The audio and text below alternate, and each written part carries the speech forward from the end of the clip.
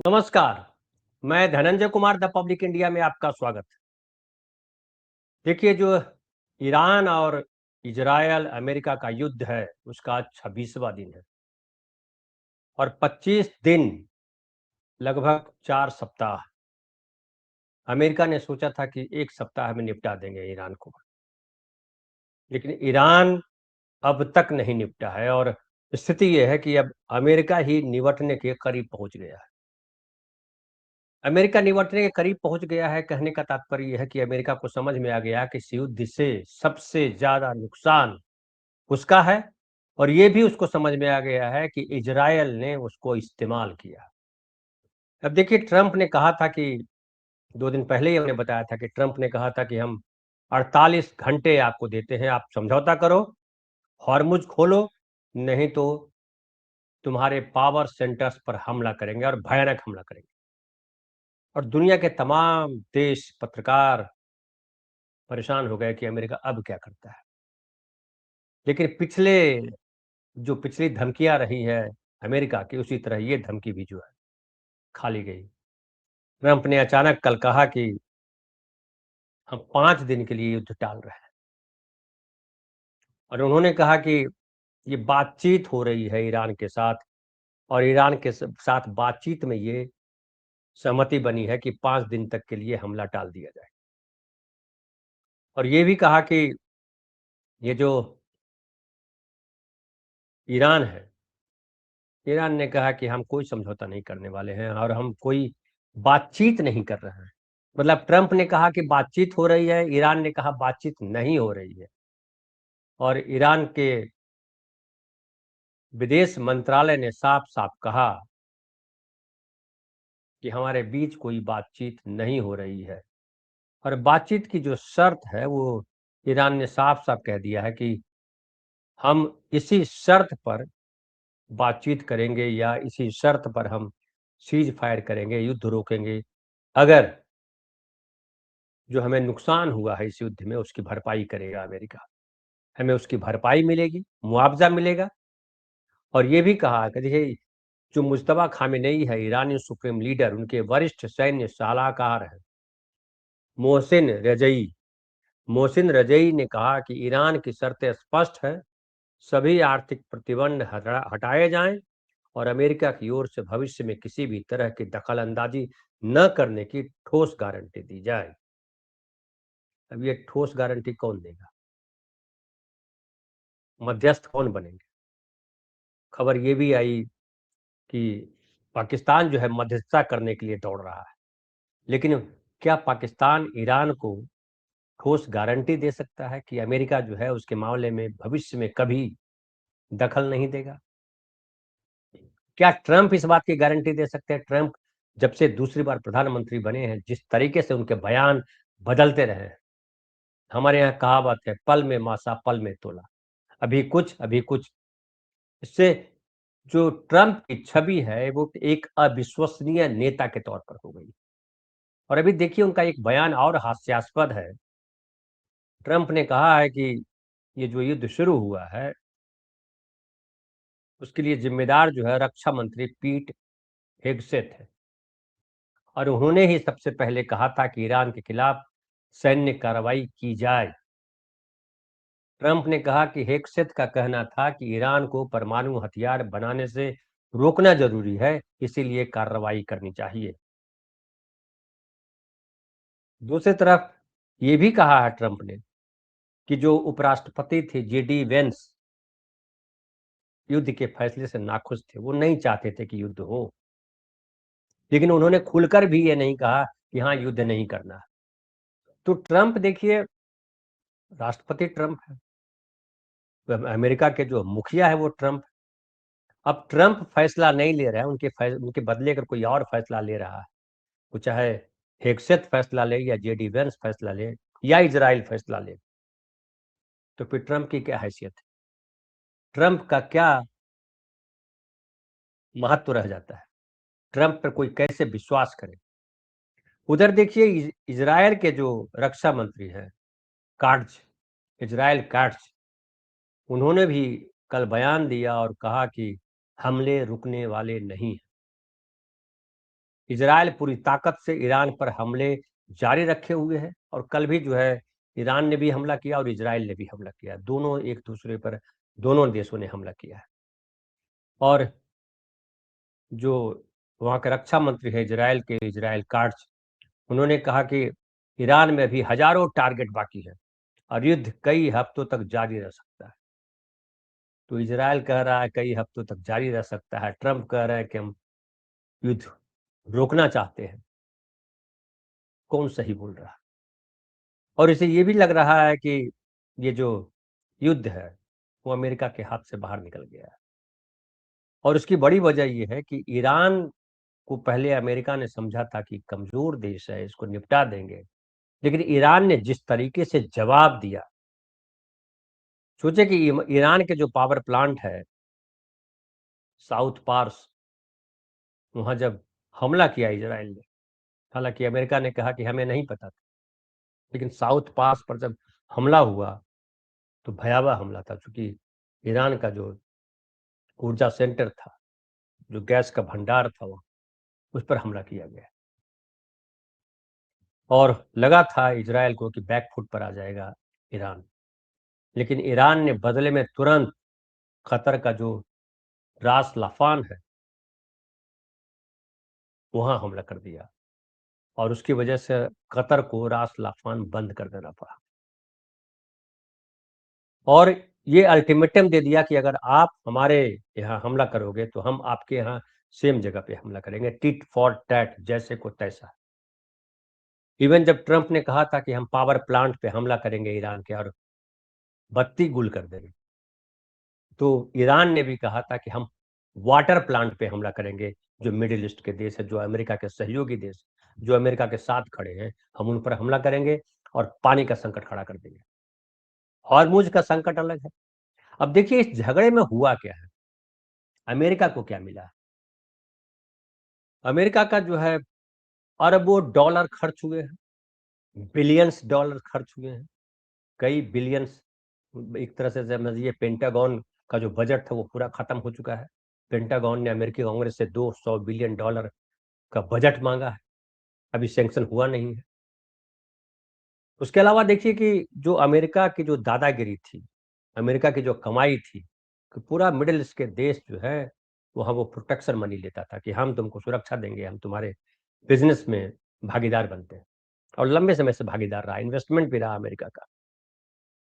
जब ईरान ने जवाबी हमले में सऊदी अरब के देशों के, न केवल अमेरिकी बेस पर, जहां अमेरिकी सैन्य बेस है, केवल वहां हमला नहीं किया, जब उसके संसाधनों पर हमला होने लगा ईरान के, तो ईरान ने भी कतर, सऊदी अरब, बहरीन, कुवैत, इन सब के संसाधनों पे हमला करना शुरू किया।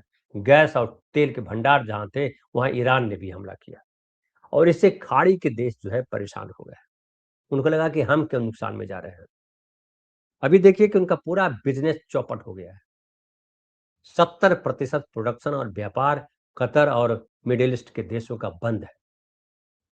दूसरी तरफ देखिए ईरान जो है वो हॉर्मुज के रास्ते चीन भेज रहा है तेल, और वहां से उसका व्यापार चल रहा है। उसने कहा भी है कि ईवान में हम तेल बेच रहे हैं। रूस भी तेल बेच रहा है। अब ये रूस और ईरान दोनों ऐसे देश हैं जिन पर अमेरिका ने सैंक्शन लगाया हुआ था। अमेरिका को मजबूर होकर के सैंक्शन खोलना पड़ा, हटाना पड़ा, और कहना पड़ा कि 1 महीने के लिए हम छूट दे रहे हैं, ईरान और रूस से तेल खरीद सकते हो।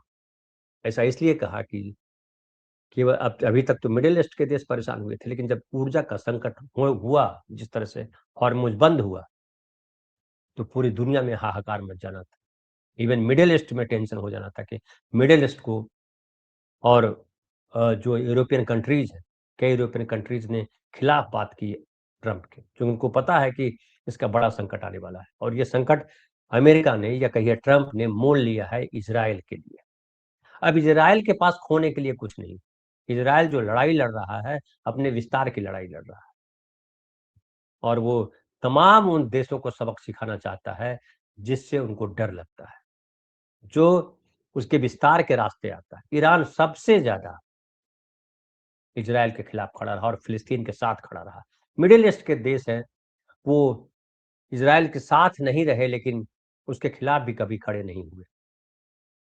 और नतीजा रहा कि इज़राइल जो है ईरान को, लेबनान को, चूँकि लेबनान में हिज़्बुल्लाह का बेस है, लेबनान को तबाह करने में जुटा है, ईरान को तबाह करना चाहता है, ईरान को ख़त्म कर देना चाहता है, ईरान को दबा देना चाहता है ताकि उसको जो विस्तार है उसका आसान हो सके। और ये मिडल ईस्ट के देश भी जानते हैं कि अगर इज़राइल को खुली छूट मिल गई तो जो ग्रेटर इज़राइल है वो बनाएगा, और इसमें मिडल ईस्ट के कई देशों के हिस्से शामिल होते हैं। और जिस तरह से विस्तारवादी नीति है इज़राइल की, वो विस्तारवादी नीति का को खतरा है। इसलिए इज़राइल की मिडल ईस्ट के देशों ने आलोचना भी की। लेकिन अमेरिका की अपनी मजबूरी है।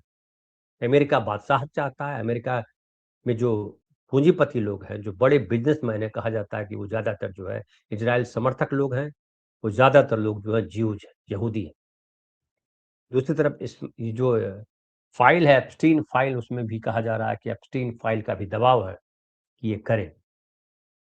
लेकिन अब जो स्थिति बनी है उसमें वो दिख रहा है, अमेरिका के जो बौद्धिक लोग हैं, उनको दिख रहा है कि इससे नुकसान हो रहा है, अमेरिका का नुकसान हो रहा है, मिडल ईस्ट का, और फ़ायदे में जा रहा है ईरान, फ़ायदे में जा रहा है रूस, और फ़ायदे में जा रहा है चीन। चीन सबसे बड़ा पावर सेंटर बनने जा रहा है। तो ये अमेरिका को समझ में आ रहा है। दूसरी तरफ देखिए, ईरान ने ये भी कहा कि अगर तुम हमारे पावर सेंटर को उड़ाओगे, तो एक तो कहा था कि हम जो है वो आपके वाटर सेंटर को उड़ा देंगे। दूसरा उसने ये भी कहा है कि हम जो है हमारे अगर पावर सेंटर को अगर नुकसान पहुँचाया जाता है, तो हम इतने सक्षम हैं कि हम उसको तुरंत ठीक कर देंगे, और हमारे लोगों को घबराने की ज़रूरत नहीं है। ये ईरान के ऊर्जा मंत्री अब्बास अली अवादी हैं, उन्होंने कहा है कि देश के पावर प्लांट पर अगर हमला भी होता है, तो लोगों को घबराने की ज़रूरत नहीं है। ईरान ने अपनी बिजली बनाने का सिस्टम अलग-अलग जगहों पर फैला रखा है। जैसे आईआरजीसी जो है 31 स्टेट के 31 स्टेट में फैला हुआ है। वैसे ही उन्होंने कहा कि बिजली बनाने का सिस्टम अलग-अलग जगहों पर फैला रखा है, इसलिए किसी एक जगह पर हमला होने से ज़्यादा न असर नहीं पड़ेगा। और मंत्री ने ये भी भरोसा दिलाया कि अगर कोई बिजली घर खराब होता है, तो उसे जल्द ठीक कर दिया जाएगा और पहले से बेहतर बनाया जाएगा। तो ईरान भी तैयार है पूरी तरह से। तो अमेरिका को ये समझ में आ रहा है कि इसमें सबसे बड़ा लॉस अगर किसी का है, तो वो अमेरिका का है। इसलिए अमेरिका लगातार कोशिश कर रहा है। ट्रंप, ख़ास करके ट्रंप ट्रंप बुरी तरह से गिर गया, उनको लग रहा है कि इससे निकलना ज़रूरी है, उसे फँसा दिया गया है। और पूरा जो बिज़नेस ट्रेड था, और बिज़नेस ट्रेड के नाम पर जो है सबसे टैरिफ ले रहे थे, किसी पे 50%, किसी पे 25%, किसी पे 18%, और ये कहा था कि हम जो है अब दुनिया के देशों के लिए हब नहीं रहेंगे कि आप हमारे यहाँ सामान बेचो, पैसा ले जाओ, हम आपकी सुरक्षा करें, बल्कि हम अब अमेरिका को मजबूत बनाएँगे। लेकिन इस युद्ध ने अमेरिका को दोनों स्तर पर कमज़ोर किया है। आर्थिक स्तर पर भी कमज़ोर किया है। दूसरी बात, जो रौब था अमेरिका का, उसमें भी लेने के देने पड़ गए हैं। दूसरी तरफ हम थोड़ा-सा वक़्त अगर भारत पे दें, तो जो अमेरिका की स्थिति है, नरेंद्र मोदी ने भारत की वही स्थिति कर दी। इस युद्ध में भारत का कुछ हासिल नहीं होना था। भारत का कोई टारगेट नहीं था। ना उसको ईरान से दुश्मनी थी, ना इज़राइल से कोई लेना-देना था। लेकिन नरेंद्र मोदी ने कांग्रेस की नीतियों से अलग चलने की कोशिश में, क्योंकि अमेरिका से के साथ तो उनकी जमी नहीं, ट्रंप ने लगातार उनको बेइज़्ज़त किया। ट्रंप के सामने जो है वो भारत हाँ, हाँ, हाँ, हाँ, हाँ करते रहे हमेशा, जब भी ट्रंप ने जो कहा। और जब कभी बुरा कहा तो मोदी ने रिएक्ट नहीं किया, क्योंकि उनको लगा कि अमेरिका से दोस्ती चाहिए। और जब अमेरिका से दोस्ती नहीं हुई, तो लगा मोदी को कि हम जो है इज़राइल से दोस्ती कर लेते हैं, इज़राइल अमेरिका दोस्त है और इसमें हमारा फ़ायदा होगा।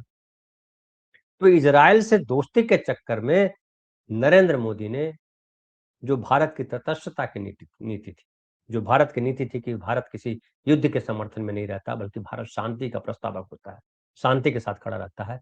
नरेंद्र मोदी ने उसको एक्सपोज़ कर दिया और कहा कि हम जो है इज़राइल के साथ खड़े हैं, हम ईरान के साथ खड़े नहीं। नतीजा हुआ कि ईरान गुस्से में आ गया, हॉर्मुज़ बंद कर दिया, और तेल और गैस का जो किल्लत हुई है, वो सिर्फ़ इस वजह से कि हिंदुस्तान ने इज़राइल का साथ दिया, ईरान के साथ दोस्ती नहीं निभाई। उसके जहाज़ मारे गए अरब सागर में या हिंद महासागर में, और उसके 3 जहाज़ को अमेरिका के कहने पर पकड़ लिया हिंदुस्तान ने। और एक तरह से कहिए कि नरेंद्र मोदी ने खुलेआम ईरान से दुश्मनी मोल ले ली, और आज जो तेल और गैस और उसके बाद खाद का जो संकट आने वाला है, वो सिर्फ इस वजह से नरेंद्र मोदी की गलत नीतियों की वजह से। लेकिन नरेंद्र मोदी जो संसद में कह रहे हैं, कल भी बोला, परसों बोला था, कल भी बोला और कहा कि कोरोना जैसा संकट जो है, कोरोना जैसे संकट से हम लड़े, वैसी ही चुनौती के लिए हमें खड़ा रहा। इसका मतलब क्या है कि भारत बुरी तरह से महंगाई, तेल, गैस और खाद की कमी से जूझने जा रहा है। तेल और गैस का संकट तो देख रहे हैं, एक दो जहाज आता है उससे क्या होना है।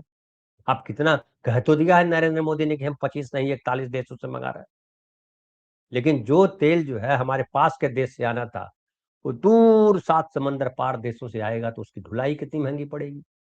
प्लस ये जो संकट आया है, युद्ध जो चल रहा है, उसमें तेल की कीमतों में भारी इजाफा हुआ। कहाँ $60 प्रति बैरल तेल मिल रहा था, कहाँ अब जो है $110 प्रति बैरल, लगभग दुगना हो गया है तेल का दाम। और अगर ये युद्ध जारी रहा, जैसा कि नरेंद्र मोदी ने कहा कि ये लंबा खिंचने वाला है, तो जाहिर है ये तेल की कीमत और बढ़ेगी।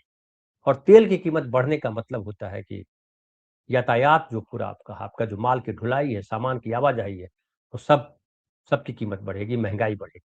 और हॉर्मुज बंद होने से एक दूसरा नुकसान ये भी है कि जो वहां से तेल और गैस आता था और यहाँ से चावल, फ्रूट्स और दूसरे सामान जाया करते थे, कपड़े, दवाई, वो सब रुक गया है।